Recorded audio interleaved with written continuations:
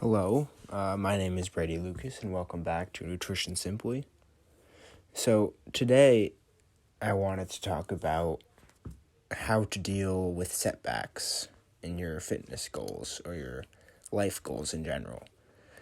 And lots of people, after setbacks like an injury or they fall off their diet and gain weight or anything like that, they fall off the wagon, per se, or they stop trying because they think it's too difficult, and they think, I can't do this, so why even try?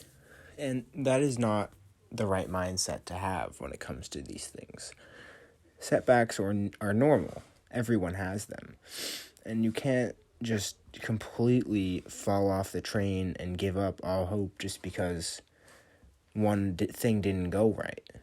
Like, everyone who you see on Instagram or you see and you're like, I want to be like that person.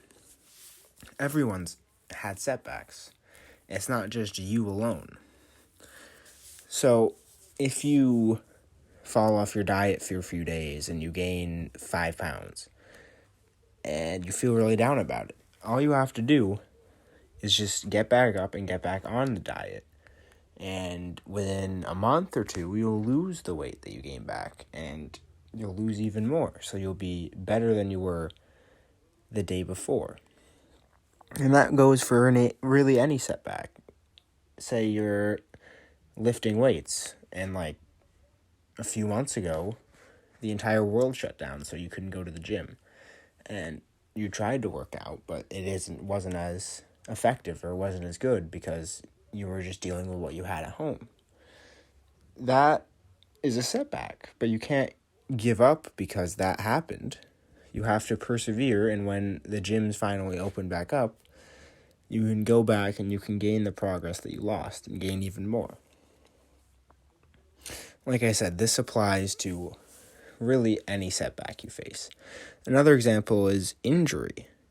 If you get hurt and maybe that causes you to gain weight because you can't really do anything, or maybe you just become complacent because you're hurt but it's not bad, but you still just don't want to do anything to rest it, I mean, that's fine.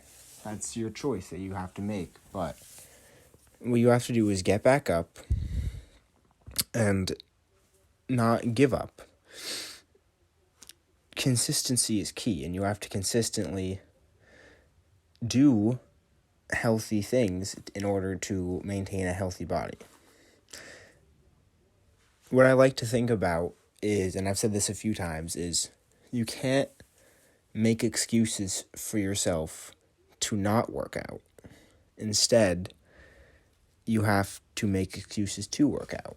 Or that also applies to eating healthy or anything. You have to make the excuse to do it instead of making the excuse not to do it. Because an injury or a setback could be an excuse not to do it. Not to do the things that you know you should do but aren't as easy as sitting and doing nothing. Instead, you have to find time to do it. You have to find time to do those healthy things, because that is what should be most important. Instead of making the excuse, oh, I got injured, that means I'm not going to do anything productive or do anything healthy because I can't move for the next few months. Instead, you could say, I can't move for the next few months, but I'm still going to make healthy choices, and I'm still going to eat healthy. Even if I can't work out, I'm still going to eat healthy so that I don't lose all my progress or I don't gain a ton of weight. That's how you need to look at setbacks. Setbacks are temporary, they're not permanent, but what is permanent is if you give up and you never get back into it because of that small setback. Because in the grand scheme of life, your small 3-4 months at the most that a setback makes you wait is not at all going to affect your progress in the long term. So that's what I wanted to talk about today. If you liked what I said, please leave a like. If you want to hear more from me, then hit the subscribe button. And yeah, I'm out.